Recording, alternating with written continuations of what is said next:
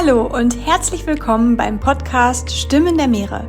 Mein Name ist Marcella Hansch und in diesem Podcast spreche ich mit Menschen, die mit ihren Geschichten, ihrem Mut und ihren Visionen die Zukunft unserer wunderschönen Ozeane prägen.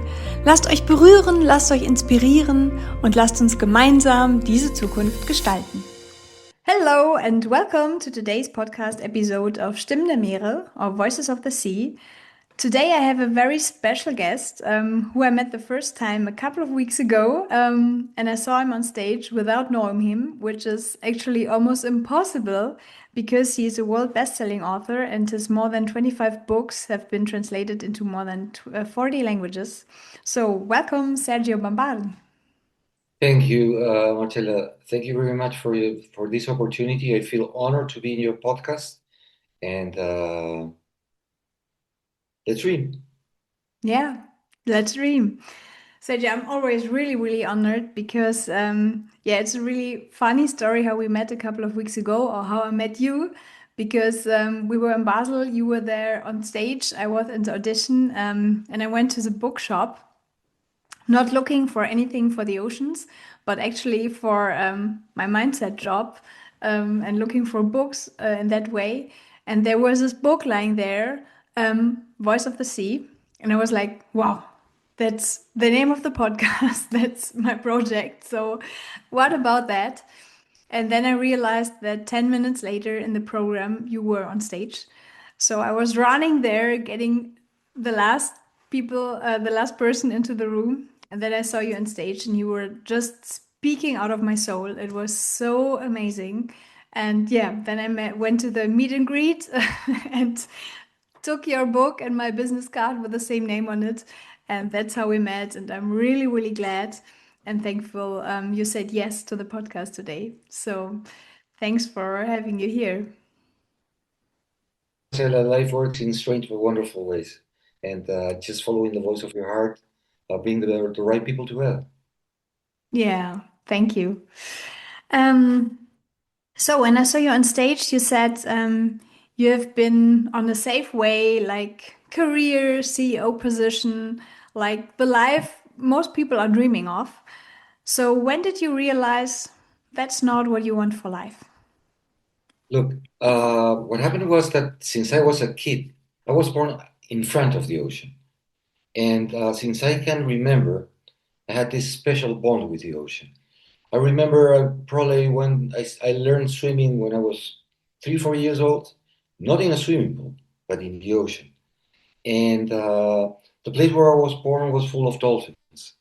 That they would come play with me, and I never felt scared. I loved. They were like brothers for me. And but again, you start to grow up, and in some way, the society in which we live tell us what is the correct thing to do. You know, so I finished high school, then I went to study to the States. I graduated as a chemical engineer, and but sir, that's when I discovered surfing. And surfing is what really closed the bond I still have with the ocean. And I know it's gonna be for forever until I have to leave this planet, this beautiful planet. So the ocean is, I always say, the ocean is my best friend. When I'm sad, when I'm happy, I always go to the ocean to clear my mind. And in a way, some people find it funny, but I talk with the ocean, and the ocean talks with me, and that's what I love the most about my life.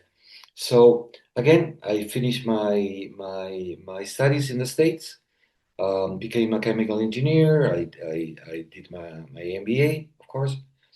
And then another thing that I love in life is to travel because uh, traveling is discovering new worlds, and you start to realize that what we think is right is not necessarily right for someone else. And that opens your mind so much, and you start to see that the world is such a wonderful place with different people with different ideas and how to live life. Uh, so uh, put together the travels, my love for the ocean, surfing. And after studying in the States, I decided to migrate to Australia, a country that for me it's still a lucky country. Nature at its best, care of nature, uh, herbs, and a kangaroo can go into your house, and that for me, and it's so natural for Australians. That's the way they live, and of course, I needed a job, so I went into a big multinational company. And to make a long story short, and I say this in a very humble way, I started to go up positions very fast, and I became the CEO of the company. And of course, when you become the CEO of one of these companies, uh, it comes with what I call the material toys. You know, the beautiful car, the beautiful I don't know, first class business, first class travel, all the things that you have to be surrounded to be the CEO of a company. So at the beginning, it was magical for me because I was in charge of Southeast Asia, Australia, and New Zealand, and it was wonderful because I could travel so much and discover new worlds. But to tell you the truth, after a year, all these material things that surrounded me didn't cause any effect to me in the sense that, wow, uh, you reach, the top of the mountain. And I started to realize that because being a CEO also has so many responsibilities, I realized that I wasn't working to live anymore. I was living to work. And if I lived to work, I couldn't do the things I love to do, like going to the ocean, surfing. I didn't have the time because it's like a vicious circle, and Hmm. and and I will never forget that I was already collapsing, in the sense that I had lost the purpose of my life. I couldn't listen to the voice of my heart anymore. And I will never forget that I went to a hotel in Singapore to close a very big deal with some Asian entrepreneurs. And when I was there, I had my first panic attack. And finally, I listened to the voice of my heart. I remember I ran out of the meeting. I didn't care, and I went to the business center. And while I was running, uh, the voice of my heart, which I've always listened, uh, asked me, said to me, Sergio, either you keep living this life that doesn't belong to you and makes you, and if you do it, you will do it for the rest of your life. And there comes a point in your life when you're older that you will have to look yourself at the mirror. And that for sure will be the best or the worst moment of your life. So I didn't think it twice. I went to the business center. I quit my job. Uh, of course, at that, it's not easy to do it. It's not easy to do it. But what should I listen to? To the voice of the people around me, or should I listen to the voice of my heart? Because my life is my life, and I truly believe that we all come to this world with a purpose. And if you don't follow your dreams and find the true purpose of your life, what do you live for? Uh, Hmm. just I respect everyone else. That's only my way of seeing things. So I quit this job. There are some anecdotes. I don't know if we have the time there to talk about them. But the thing was that I went back to my roots, to who I was, a simple human being that always believed to follow his dreams and make and find the true purpose of his life. So I would live a fulfilling and happy life. Uh, I took a sabbatical year. I gave away all my material possessions. I was 30 years at that time. And I took a little van with my guitar, my surfboards, and my dreams. And I went in a laptop and I went to surf in northern France, northern Spain, and Portugal. I was planning to stay in Portugal for a little time, but I fell in love with Portugal. And I was there was a surfing beach very close to Lisbon, and that was the place I stayed. And one day, uh, I was surfing, and a dolphin appeared. And of course, I have this special relation with dolphins. But I was amazed that this dolphin would every wave I would catch and surf, the dolphin would surf it with me. So I mean, those are for me the moments that make life worth living. Those moments of enlightenment, those moments of bliss, those moments that are telling you what your purpose is. So, Oh. without knowing it, I surfed with this dolphin for 3 days and 2 nights because you could surf at night. It was full moon. You can imagine surfing with a dolphin in the middle of the night. You know, the ocean looked like a golden mirror. And you know what? One of those things that you want them to last forever, uh, forever. But after the third day, it was a wild dolphin, and he went his own way. I went my own way. We had shared so many beautiful things together. And when I went back to my van, to my camper, and I took with me a laptop. Of course, at that time, 30 years ago, a laptop was 50 kilogram laptop. And the only reason I took that laptop with me was in a very tight budget, and I had to really take care of the money that I spent every day, fuel, food, all the little things in order for me, for the money to last that whole sabbatical year. Don't ask me why, Marcela, but when that day after surfing, the last time I surfed with the dolphin, at night, I opened my laptop, and instead of writing the expenses of the day, the only way I can explain it, I had a catharsis.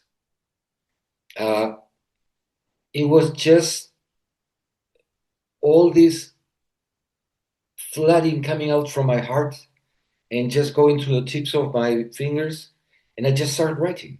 I had never written anything before in my life. And this lasted for almost 10 days. And then I felt I had written everything that I needed to say to myself, because it was basically writing to myself. Uh, and it was amazing because when I finished writing the book, uh, I went out and there was a huge storm in the coast of Portugal. And finally, I felt again 5-year-old kid that loved to be in the ocean, that loved the simple things of life, that knew that he had been born with a different purpose. And finally, I find the golden key to get out of the cage I had placed myself in.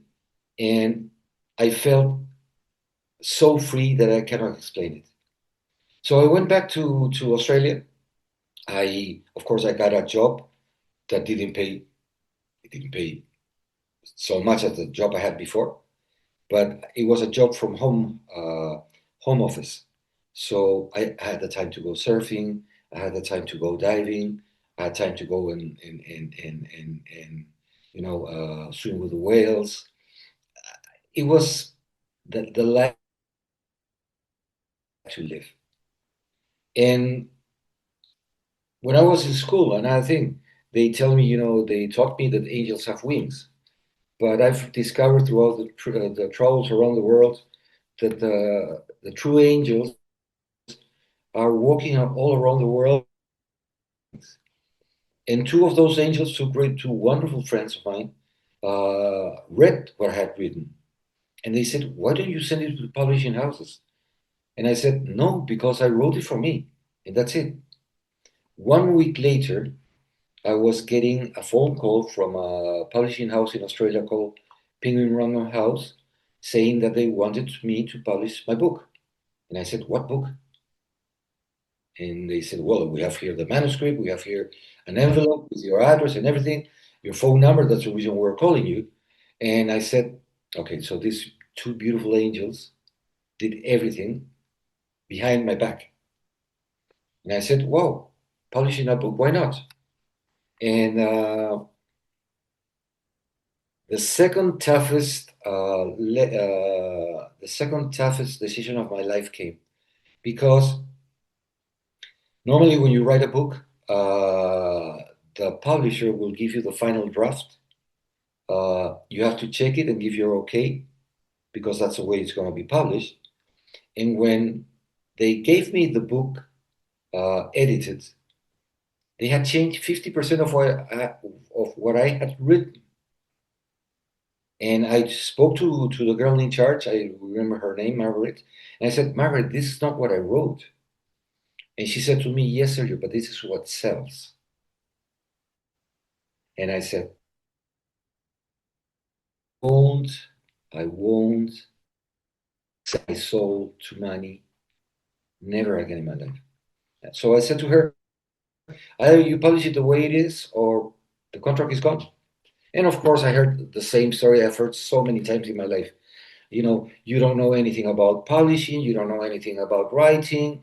One day you regret it. And I said to her, "Well, if I regret it, the beautiful thing I have reached in my life is that I have no one to blame because I'm really living my own life.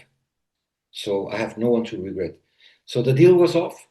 And this beautiful friend said, "Sergio, would you let us self-publish the book?" And I said to them, "Yes, as long as you publish it the way it was written." And that was the beginning. For some Wow. reason, I wrote this book, and I never realized that there were so many people around the world thinking the same way I was thinking. That there had to be more to life than what meets the eyes or what they tell you to do. And initially, I mean, we sold 100,000 copies in Australia, I think, without getting into the bookstores.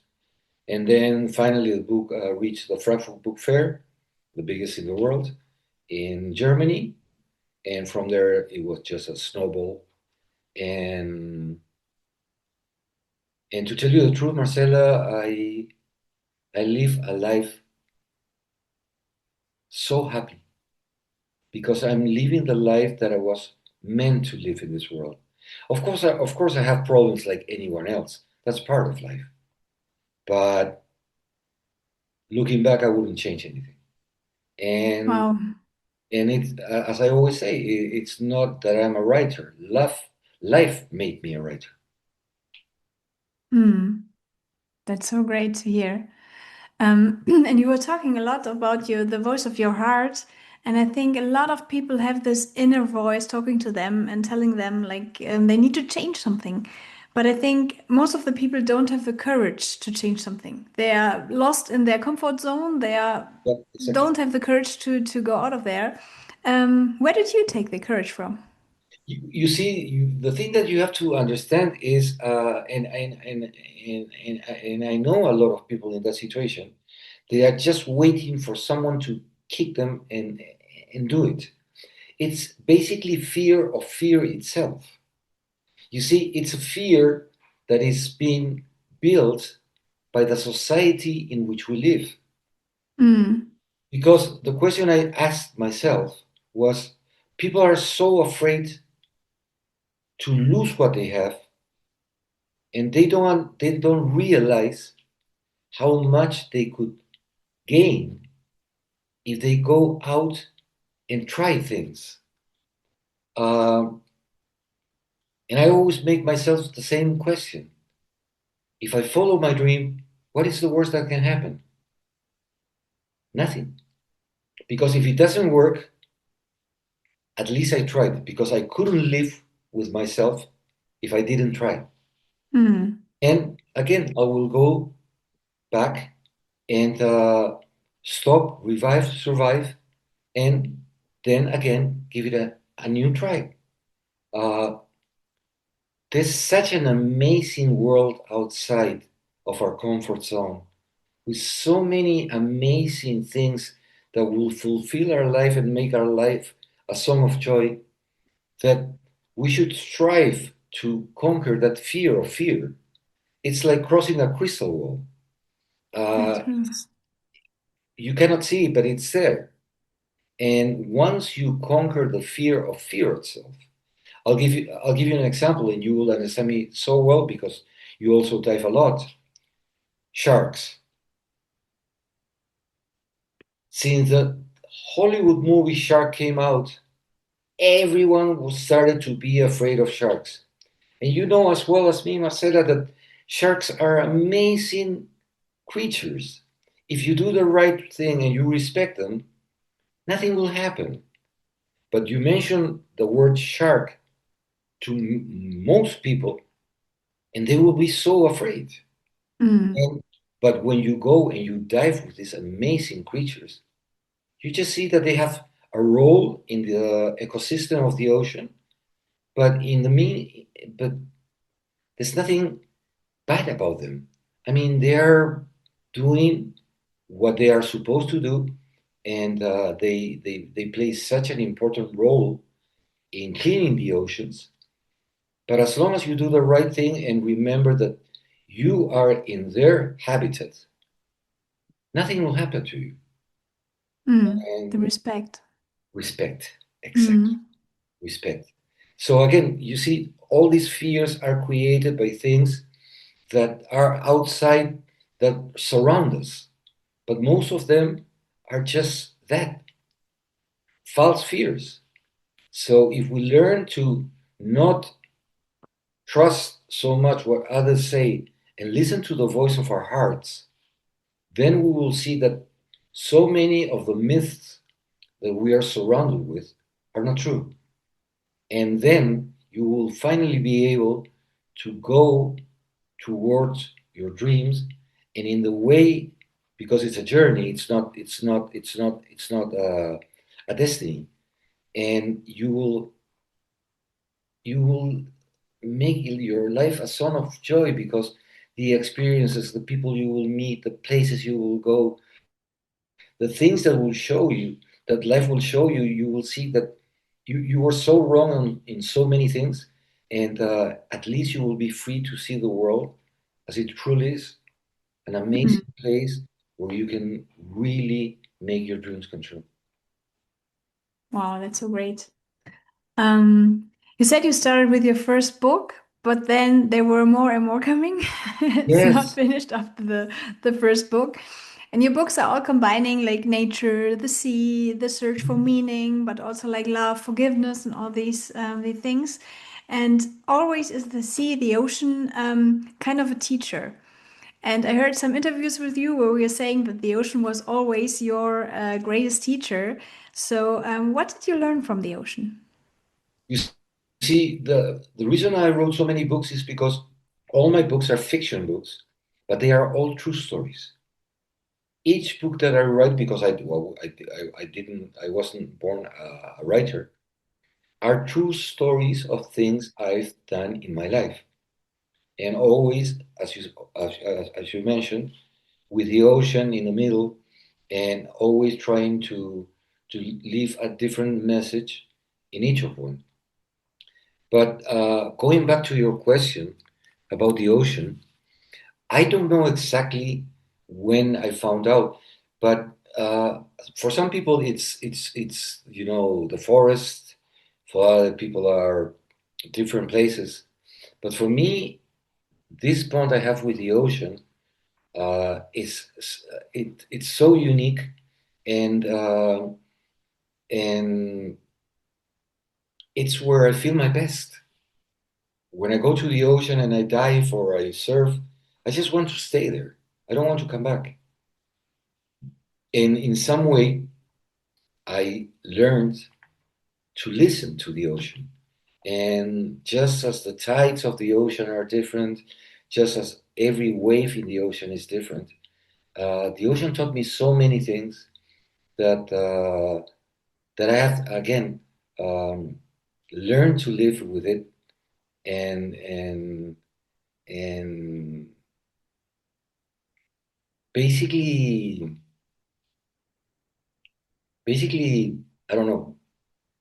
The only thing left for me is to grow some gills and be able to be there, and I would stay there forever. But again, I'm a human being. My place is here, but I cannot go far away from the ocean because I feel I choke. I lose my oxygen, and the ocean can be for me.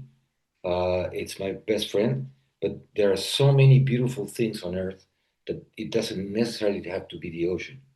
For some, as I said before, for some people it's the forest, animals. Uh, and when I talk about the ocean, it's always the ocean and all the creatures that live in the ocean. They're like my brother. Mm. Most of the people just know the ocean from their holidays or from TV or from I know, just I know. simple moments. But you know the ocean really as a being, as I just said, as a friend. So, what do you think can other people learn when they really listen to the ocean? Or probably it's not the ocean, it's the forest or the nature. Do you think other people can take their courage to do things like you when they really listen? Look, I'm a simple human being, Marcella. If I was able to do it, anyone can do it. That's that's a So promise. true. That's a Wow. Yeah. promise. Nobody's special. Uh, it starts to get special when you sell a lot of books, but I mean, I never wrote my books to sell a lot of books. Don't think that because of that I'm better than anyone else. I mean, we all have a purpose in this world. So Mm. going back to what you said, uh, we have to remember that we are not the owners of nature. We're part of nature, and that means that every time we're in contact with nature, we become better persons. We see the world as it really is. We were talking before uh, about that there are so many beautiful things happening in the world, but unfortunately, good news don't sell, and unfortunately, we're surrounded with the cell phone, all the newspapers, and everything is bad news. Wars, distraction, famines, uh, politicians. You know how it is. And but if you escape that that that cage, and you start to say, no, I will go towards, I will follow my dreams and really look for the true purpose of my life, you will be amazed of how many amazing and amazing human beings are doing wonderful things and also getting close to nature. There's a movement right now. I think society has come to a point that a lot of people are unhappy with their lives, and they don't say it, but they feel it. And Mm. you can see all these people, living the big cities, living a simple life, uh, you know, uh, because enough is enough. I mean, that thing of I don't know, having a Toyota, and then no, but now I want to have a BMW, no, and now I want to have no a Lexus. As long as the car takes you from A to B, it's the same. So why do you spend so much time and work and effort by having a car that in the end, after 6 months, you will feel that it's the same? So I think there's a spiritual awakening of the people, and and I'm sure and hope that this will come with the new generations and also with our generation, in the fact that the closest we come back to nature and protect nature and realize that we are part of nature and not the owners of it, we will definitely be able to make a much, much better world than the world we have now. Hmm. That's so true. Yeah. And meanwhile, you are not just writing books, you also have a lot of other projects. So what are you currently working on? Right now, Marcela, I've been blessed. I don't know if there was a movie of my first book, The Dolphin Story of a Dreamer, an animation movie that was, All right. to my surprise, went all around the world. It was distributed by 20th Century Fox, and we even got it into the Oscars. And now, after more than 12 years, and after writing a book called The Dolphin and the Voice of the Ocean, uh, sadly, I get this call from an amazing Italian American producer, and I just spoke in the morning before speaking with you, and it's a done deal. The contracts are already signed. So basically, we are going to do an animation film in the States.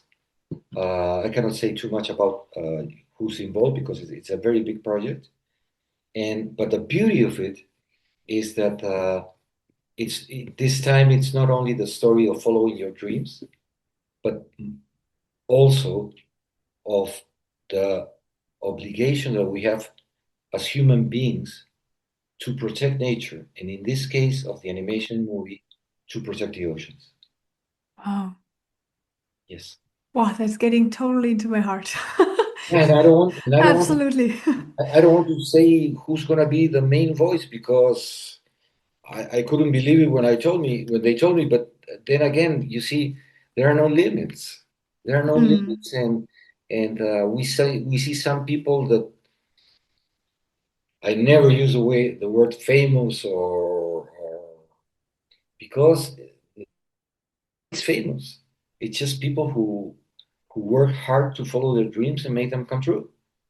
And uh, and again, this movie, hopefully, that was going to be released worldwide, probably in a year or so, uh, will make people aware of the damage that we are doing to the oceans, to nature in general, and that the only thing, from my humble point of view, that we need in order to make of the world a better place is we need to recover our humanity. We're living in a society in which we're not humans anymore. We're like islands, and everyone is just thinking about themselves. And I cannot talk about everyone, but it's what the system wants us. The other thing we have to remember, and we have to recover our empathy, not only for other human beings, but also for all the animals, creatures of the ocean, and in all the world that they cannot defend themselves, and that they are so important to live in a world we can share with them. Forgiveness for the people that, because of greediness, are destroying the environment. Because in the end, it's greed. It's just greediness. It's, now it's fashion. I mean, you ask someone, what do you want to do in your life? And most people will say, I want to be a millionaire. What is it to be a millionaire? Nothing. Because people then will realize that when they are millionaires, they won't find the happiness that they thought they would find. It won't fulfill their lives. Of course, money is important. I agree 100% with that. But just to give you an example, I live in an apartment here in the Canary Islands, and 2 weeks ago I did the cleaning of my apartment. And Marcela, you wouldn't imagine the amount of things I gave away or I threw that I didn't need it. And then I Hmm. said to myself, when did I purchase these things and I never use them? It's crazy. It's really Yeah, crazy. that's really true. And it's happening to everyone because, of the marketing campaigns or something that you watch at Amazon, whatever. And you don't need those things to live an amazing, fulfilling life. As long as you have the things that make you happy, that's what the only thing that you need. And finally, there's a message also in the film, the power of one multiplied by the power of millions. We have to get together as human beings because now, with the power we have and the technology we have, we can really change things for better or for worse. But the thing that we have to realize is that Mother Earth has gone through this kind of problems like climate change, poison in the oceans, so many times. And it has always survived. The problem is, if we keep going the way we're going, are we going to survive? Hmm. That is the problem. Because one thing is to say, no, as you said before, the problem is too big. No, we have to understand that there's a real problem. You can see it every day that you go diving. I can see it every day that I go into the oceans and realize that the, by cleaning our oceans, by doing the right thing, by respecting nature, basically we're saving ourselves and the next generations to come. So that's what I can tell you about this new project that I'm having, and never lose your optimism and your hope, because without hope there's no life. Hmm. Absolutely. You said a lot about protecting the oceans, even in the film, and also when you go to your website, it's your mission, like protecting the oceans. Um, and you do a lot of to protect the oceans. What exactly do you do?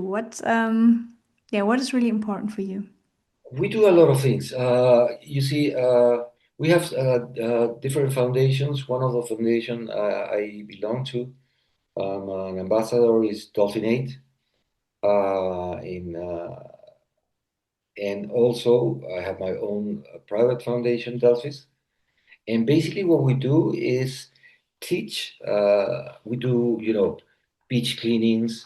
We get involved in projects that have to do with industrial waste of of uh, of uh, of, uh, of finding ways to clean the ocean more efficiently.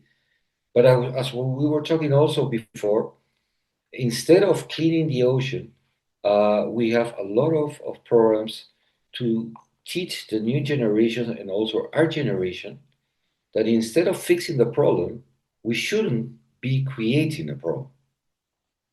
And basically, uh, we give all these talks, brochures. I have a wonderful team with amazing people around the world.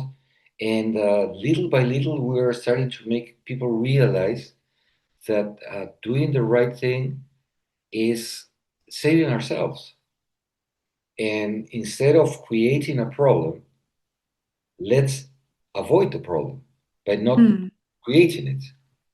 Now, it's easy to say, but very difficult to do. And I have to be very sincere on this with you, Marcella, because uh, there are so many huge companies involved, and they still don't understand that if we keep going the way we are going, it will come a time that the only thing that we will be able to drink is petrol, and the only thing that Hmm. we will be able to eat is money. And so greediness is something that we are attacking in so many levels.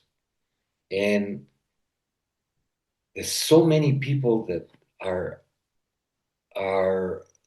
tired that some of this not some of the big corporations are amazing. They are doing the right thing uh, in total harmony with nature. But some of them it's only greediness, and hopefully by recovering our humanity, our empathy, our kindness, we will make them understand that in the end, by doing the right thing, it's something that will also benefit them Mm, because this cannot last forever. Uh, definitely. the clock is ticking, and hopefully we will be able to avoid this before we reach the point of no return. Definitely. And what is the thing that worries you the most at the moment? Sorry? What is the point or the thing that worries you most at the moment? Where do you worry about the most? In my case, from what I've seen, is overfishing. Mm-hmm. Just to give you an example, talking about sharks, there's a huge industry of shark fins that some countries in the world think that they have these magical things to make you better. Uh, the population of sharks in the world right now is 5% of what used to be 100 years ago. Mm. 5%. So we've eliminated 95% of the sharks. And sharks are the highest predators in a chain of sea creatures that are so necessary for the oceans because basically they feed themselves from the dirt of the ocean, from the dead bodies of other animals. So they clean the oceans. Another example, the blue tuna. Mm-hmm. Stocks of blue tuna right now are 10% of what they used to be 100 years ago. Another thing that, I mean, we could talk about so many things. Here in Canary Islands, I can see it. The climate change, the warming of the oceans. I mean, I'm starting to see so many fish dying, and at the same time, so many migration of different fish. So going back to your question, uh, right now, with another organizations, we're trying to ban in everywhere we can drift nets, fishing with drift nets.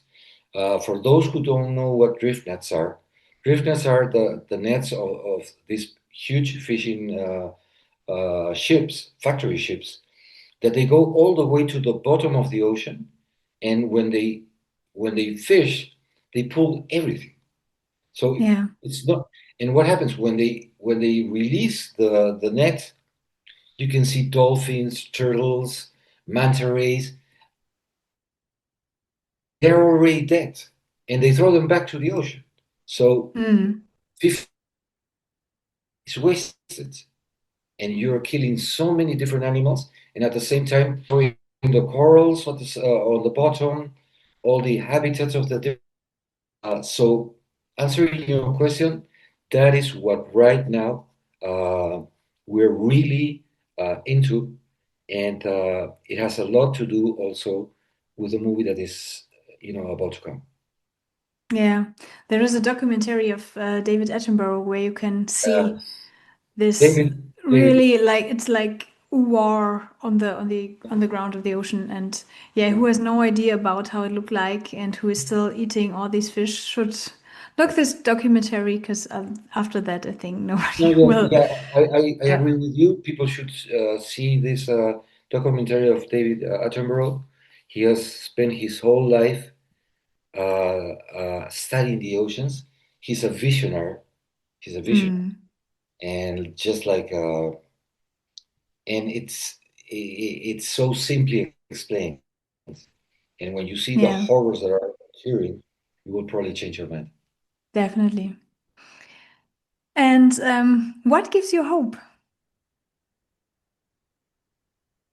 The fact that I'm alive, the fact that I've discovered that dreams, many of them have come true by my heart and following my dreams. So without hope, without dreams, there's nothing. There's nothing. We have to s- try to strive and be the best on what we love to do on what we love to do the most. In our case, people like you, Marcella, or myself, is saving the oceans. As you said before, you are so also involved in plastics. You have these amazing projects, these amazing things. You're making a name for yourself, and and in 2 years I will see you, in this amazing place with thousands of people listening to you because you believe in it. And Definitely. I see it myself as well. and, and, Yeah. and you probably will go much further than that. You have the passion, you have the knowledge, you dream about it. You're young. May you offer your life a song of joy by following your dreams and making them come true, and at the same time making a better world for all Yeah. of us. And I know we're not alone. There's so many people around the world doing or trying to do Yeah. the same thing. That's true. A lot of them, or some of them, are in the podcast as well, who are doing really cool things. And I think for the future, oh, As sorry. we said in the, hmm? No, as we said at the beginning, just one thing: the power of one Yeah. multiplied by the power of millions. Yeah. Together Definitely. we're And I strong. think the millions are also our children because when they grow up with another mindset than most of the people have today, we will change a lot. And when you think about the children of tomorrow and of this world, what message from the sea do you think they absolutely need to know or need to hear before they grow up? I think they know it already, Marcella. This new generation, I am amazed. They are different to us.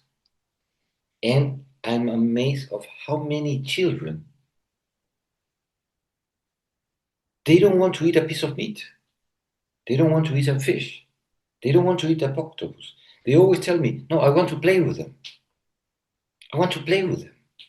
So there's something inside of them that, or the the in the ADN that has come with them. And as I said at the beginning, we're part of nature, and nature is healing itself. And this new generation, I think, will really react to for a better world, and at the same time, we can see it. I mean, octopuses, it was a delicacy 20 years ago. It's still a delicacy for a lot of people. But I've seen kids, going to these restaurants where you can see the lobsters alive, the crabs alive, all this fish alive. You can pick your fish, and they say, Mm, "But that's so cruel. I don't want to eat it. I want to yeah. play with it." So, and this is happening all around the world. Don't ask me why. So we have an ally in the new generation that thinks very different to older generations, and and again, that gives me hope, and that tells me that nothing is Mm, impossible. yeah, so true. And in your books, there's always like a call to action. What would be the first or small step that every listener today could do after this episode in their everyday lives? Like perhaps even far away from the sea, just to do a little step towards a better planet, better saving the oceans. What would be the thing they could do? I hope, Marcella, that with this beautiful podcast that you are gonna make available to the public, once they finish listening to it, don't leave it for tomorrow. Think about what you've all the amazing things you've spoken about, and act. Act. It could be a little thing. There's a plastic bottle in your house. Okay, let's recycle it, or use it, for flowers, or I don't know, cut it in half, and you can use it, to put some soap in the bathrooms. I mean, there are so many thousands of ideas where you can recycle the things that you use, and in the worst of cases, if you want to throw it as garbage, do it Yeah. the right way. Thank you. I always ask all my interview partners for a book about the oceans or about the topic that they would recommend. I think you have like a couple of books you could recommend, your own books, of course. Which one is the closest to your heart? Which one would you like to recommend? The Dolphin Story Mm-hmm. of a Dreamer, my first book, because after 20 years, I realized that I was that dolphin.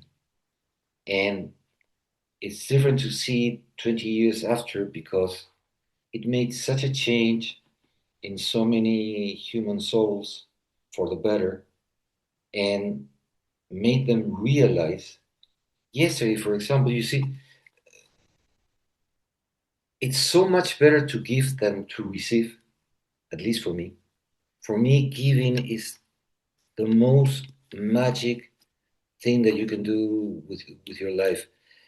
Your life is a gift from the universe, but what you do with your life will be your best gift to the universe. And yesterday, it was my birthday. I received all these amazing, so many emails. I'm still reading them, and and you can see that a little thing can make a big change in the hearts of people, and make them take that extra step to say, okay, I will stop my fear of fear itself, and now I'm gonna go to listen to the voice of my heart and live the life that I always dreamed to live. And I think that makes the huge difference at the beginning to make a better world. And and as I said before, if you have your podcast, if I have my books, Mm. anyone can do it. It just follow what your heart tells you, what your passion in life is, what your true purpose in life is. The rest will come Yeah, by consequence. that's true. And don't think about the money. Make your best effort. Do it with passion. The rest will Yeah, come by consequence. That's the that's way it really how works. it works. Yeah, I had that a couple of times. Which sentence from your books would you like to be written on every coastline in the world? Wow, that's a very difficult one. The whole book. I know when I have to leave this world, I know what I want people to think about me. He died when he was still Wow. alive. Um, and what I said before, never forget that your life is a gift from the universe. But whatever you do with your life will be your biggest gift to universe. And no matter how bad the world seems and to be falling into pieces, it's still a wonderful it's still a wonderful world, and you can make of your life whatever you want. Mm. It's up to you. It's up to you. Listen to the voice of your heart, not to the voice of the crowds. Wow. That's a really good sentence. Sergio, thanks a lot for your time, your work, your engagement, your being. And I think it's really, really important what you're doing. And such, I mean, I read a lot of your books the last weeks, and every book is like special in its own way. I really love it. So thank you for that. Um, yeah, and thanks for being a voice for the oceans. Thank you for being here, for your time. No, and again, I said the same to you, Marcella. Thanks for these amazing conversations. Thanks for your podcast. Thanks for all the wonderful things that you're doing already. As you told me, you graduated as an architect, but now your mission is to save the oceans with all this know-how that you have, and and you see how it works. I can say things, but without your podcast, it wouldn't reach people. So nobody's better than anyone. I mean, we have to work together, and that is what makes this journey Definitely. unique. Yeah, thank you so much, and thank to all of you for listening. We put the translation in the show notes and also the links to Sergio's website, to all his books, to his projects, so that everybody can see what for great work you're doing. Thanks a lot again, and to all the listeners, we hear each other in the next podcast episode. So thanks a lot. Thank you, Thank you, Sergio. Marcella. It's been an honor. Thank to all your followers to listening also. It's been an It's been honor an also honor. for me. God Thank bless you. you. And bye bye.